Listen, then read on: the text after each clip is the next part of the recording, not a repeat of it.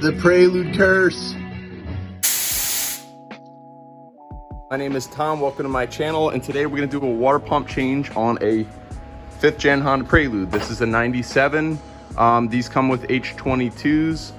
I have an H22 head on an F20B block, and an F20B block is the same as the same casting as an H22. All the parts are compatible, so we'll be putting on a water pump for an H22 on an F20B block. This one I got from eBay for 26 bucks. It's made in Japan, so yes, JDM parts. And it was made by NPW. I've used their parts before, it's decent, and they don't have the cast fins on the actual pump itself. So I don't particularly like the cast ones. Sometimes they create turbulence and aren't as efficient. So we'll double check this one once we take the old one out, make sure the fin angle is correct.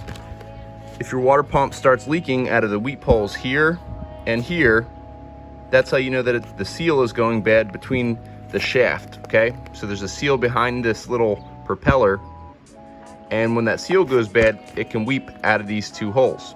So mine was weeping from the bottom hole, so we know the seal is done. I kind of have some of this prepped. I took the driver's side wheel off because the power steering pump, the water pump is down right here. Notice that kind of ridged gear here. It's got all the teeth on it. That's your water pump. It's easily accessible also to see from down below. So having this access really helps, but we're gonna have to take a lot of stuff off. Like I said, the pulleys, the main pulley here, all the belts. And we're gonna leave the timing belt in place, and I'll teach you my trick for that. First thing I'm gonna do is actually be taking the valve cover off. So you have to take the spark plug cover off. Then we take the valve cover off. Don't want to lose these. Next, we got to remove our grounds. I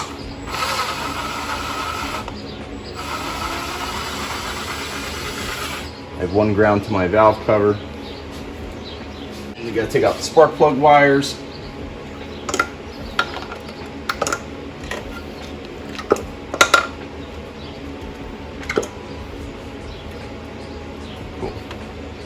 And then this is probably going to be more challenging for you to remove, but I have my alternator belt, or sorry, my alternator wires encased in a new jacket. That way I can move it off and on whenever I need to change the valve cover or take it off. So we can take this guy off. Try not to lose your little grommets on top. Sometimes they fall out and they'll fall down in the back of your engine setup. Okay.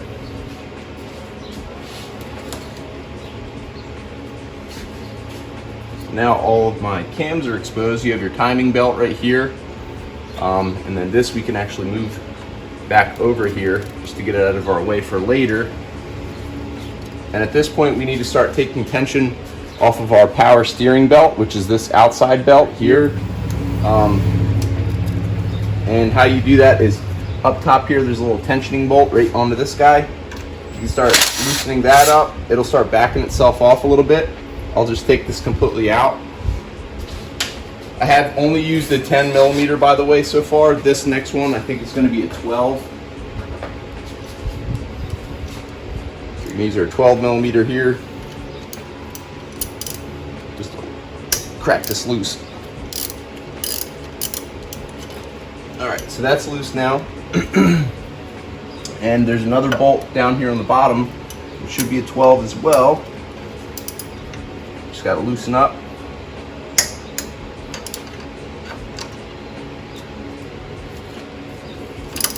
Just like that.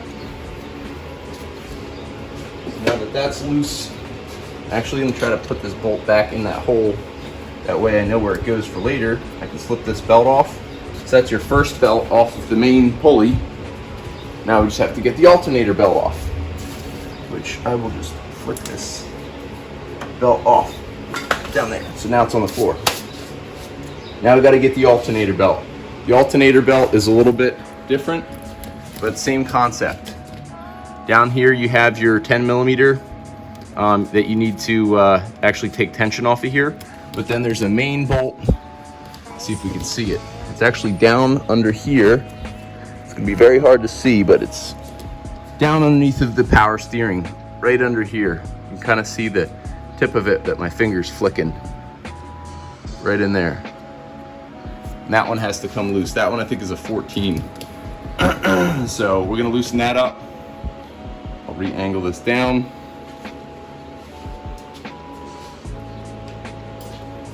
Get that 14 out. Let's see if the 14 fits on it. I might need a long one. Yep.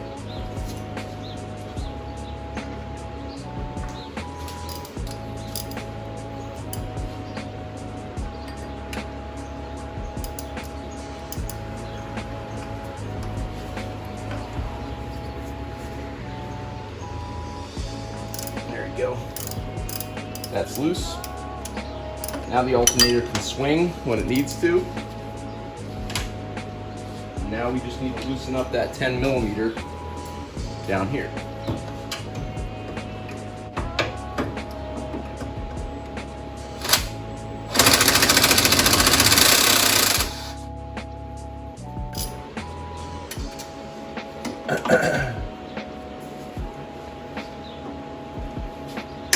There it goes. Alright, so now that that's loose, this should, yeah, there it goes. Starts collapsing down. We can use our 10 millimeter again to take more tension off the alternator belt. I almost backed this thing all the way out. That way that belt just comes off easy. There it goes. Okay. So there's your alternator belt off. That's on the floor now. So pretty much everything up top is all taken off. And I know you probably couldn't see that, but if you look down there, that's your alternator belt. That's off. Got this belt off. And these are the bolts that I was talking about. So on the other side of here, over to that end is where your 14 millimeter is. That has to come loose in order for this to be able to swing, because this is kind of like a cantilever. And then down here is your tensioner, which is a 10 millimeter. And then down below here, you can barely see it probably. I can't even get the camera in there. There's a 12 millimeter right here. And that 12 millimeter has to get cracked loose as well. So at this point we are, excuse all the funky camera stuff. At this point we are pretty much done with the up top portion. Although, I might show you my trick here with the timing belt. I know the timing is good and set. So a lot of people use those blockers to lock up your gears. You don't need to do that. If you take some zip ties and you zip tie through the cam gears and you put it onto the actual timing belt, it'll hold that timing belt right where it needs to be, and it'll hold the gears right where they need to be. That way you don't have to reline these up. Okay, so I had decided that it is going to be easier for me to take my engine mount out, so I'm going to do so here shortly after I figure out that I have all the right sockets. So that's a 17 millimeter with just an extension. And I think I'm going to start with these guys down here first.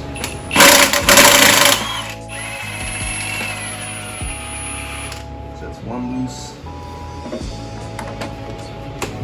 By the way, I have a jack under here, I forgot to tell you.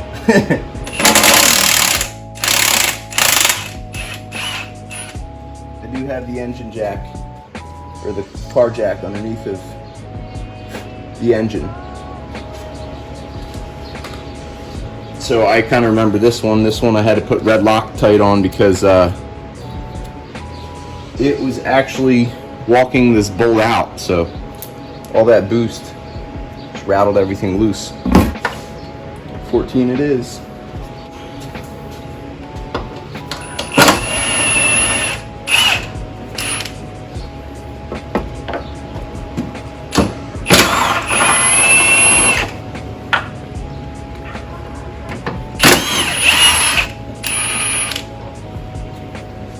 Okay, so we got that motor mount out. Just take that right out. Now we got a little bit more room to see what's going on down here. So clean this off here. Might rag this clean. The water pump is just back here. So I guess I could take the engine mount off, but that does gain me some help. Yep, I think we're gonna do it. take this guy off, just so we have more access to the pump there.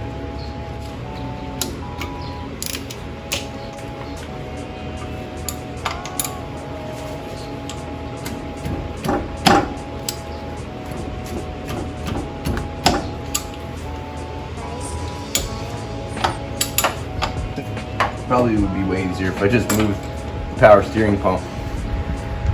Let's see if we can just take this off.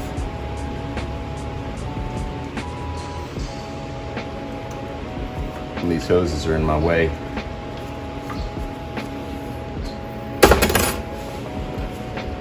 Got this one to get off.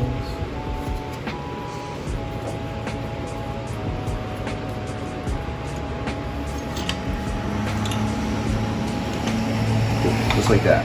Now we got a little bit more working room.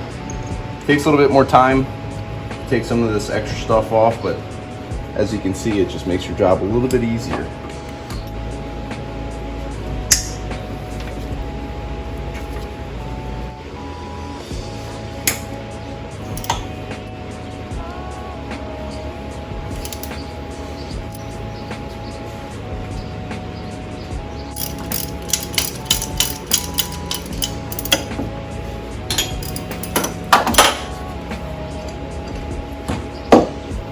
So I got the engine mount out there that was attached to the block right down here.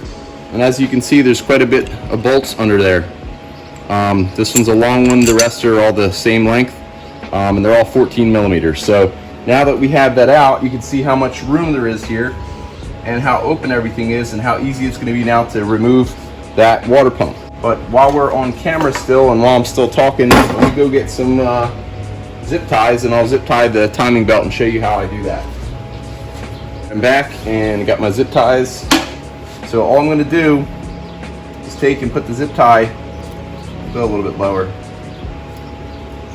and take the zip tie and put it through here, just like so, and tighten that up. Now that's going to keep pressure on the timing belt. Let me clip these off. And keep the timing belt from shifting off. You got to do the same thing to the other side. The timing gear.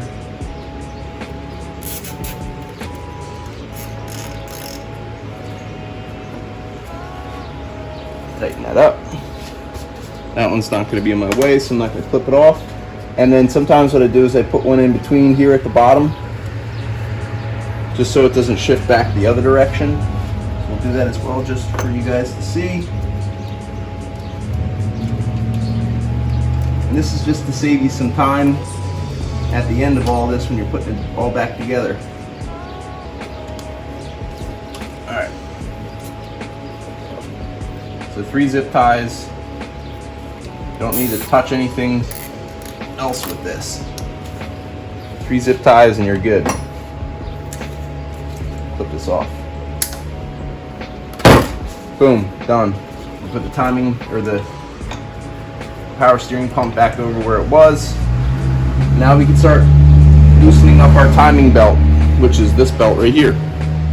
So I have a manual tensioner. Let's see if we can get that on camera down there. Maybe, maybe not.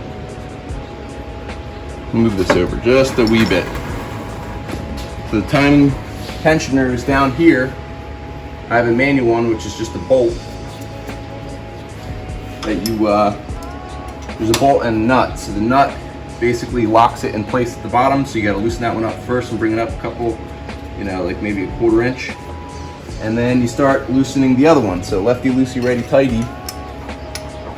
But keep in mind that loosening it makes it taller, so we want to make it smaller. We're actually going to start bringing this down.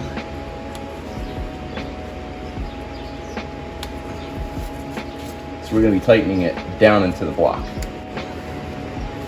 So that seems like it's low enough there. I got some room.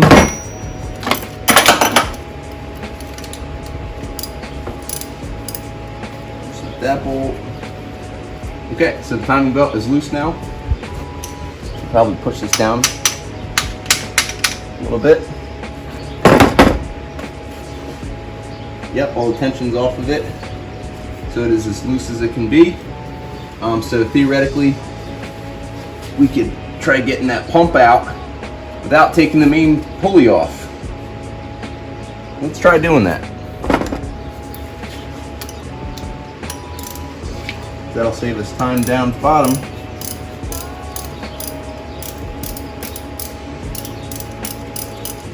So what I'm doing right now is just taking the tensioner off of the block. I'll be able to show it to you once I pull it out, if it wants to come off. It might not want to come off.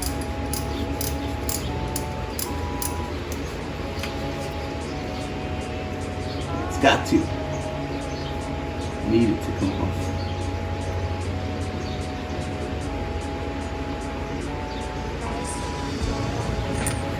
Cool. So that's that bolt that I just took out.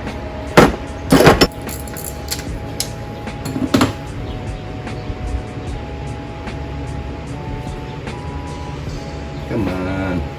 There it goes.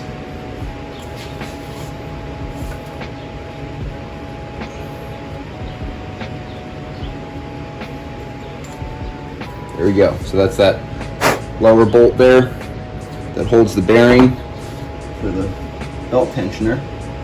So you should be able to slide that back now and slide the timing belt off of it. So now all of this can come off of the water pump. So this is the part that we just disassembled. This bolt went this direction through here into the block. And then this bolt went through and up into the block that direction. And it went into a little nub that's on the actual water pump housing. So we had to take this whole thing off in order to get it through. I don't necessarily think I need this bolt. This is for some springs and other things when you have an automatic tensioner. You know, I've never used it, so I might not even put this back on. The only reason I did that initially was as a safety precaution, just in case that were to get loose, it would rest on here. So the rest are 10 millimeter. The other thing that I neglected to do in the beginning of this video was actually drain my coolant system. On the bottom of your actual radiator, you should have a plug that you can undo. If not, you can just loosen up the bottom hose on your radiator and take it out that way. I just have water in mine right now. And typically what I do is I have an old detergent container that I put underneath of the part that catches all of the coolant, whether it's your plug or your lower hose. It's cut open at the top, and that way if you have coolant, you can strain it back into your radiator through that port just like that and save yourself some money and time. So I'm gonna do that real quick. You guys don't need to watch that on video. It's gonna take a while. All right, so I brought the camera a little bit closer here so you can see. I have my headlamp on, but I'm also gonna bring this light in here too. I guess it's as bright as it's gonna be. Just to show you what that looks like down there. You can hear my coolant draining out here as we speak. Down here is your whole water pump housing. This one was actually fairly new when I put it in here. So it's disappointing that the weep hole, you know, actually leaked. But at the same time, it is what it is. Prelude curse. So mimicking the actual water pump housing, we should have a couple bolts here to take out. It should be 1, 2, 3, 4, and 5. So there's this long pointy one down here at the end that goes there that we do need to get out as well. Now these bolt holes here are where we actually took the, I actually took that skinny stud out. This one right here, this skinny stud went here, which I'm not gonna actually put this one back in here. I don't need it. I must have just left it there when I built this motor. And then this mushroom head one goes up top here just like that. Can you see that? Boom. So for future reference there. So we're gonna start taking out these 5 10 millimeter bolts.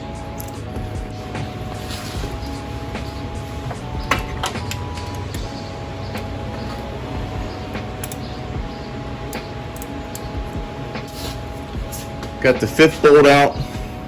It's the same length as everything else. So now we just need to pry the water pump out. So let me go get a pry bar.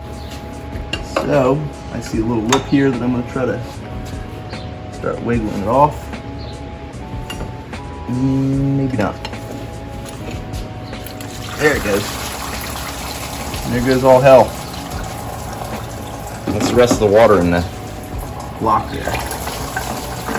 Water from my garage floor. It is what it is. I expected it. So the water pump is out. Here is your water pump that was leaking. This one is a GMB. And the only noticeable difference I see is that this has 8 fins, and the one from Japan that says P13 on it has 7. So this is an aftermarket one. GMB is an aftermarket one. So we're gonna swap this one out, and hopefully that fixes our leaking issue, because it was leaking out those weep holes. So we'll toss this one. I can't make the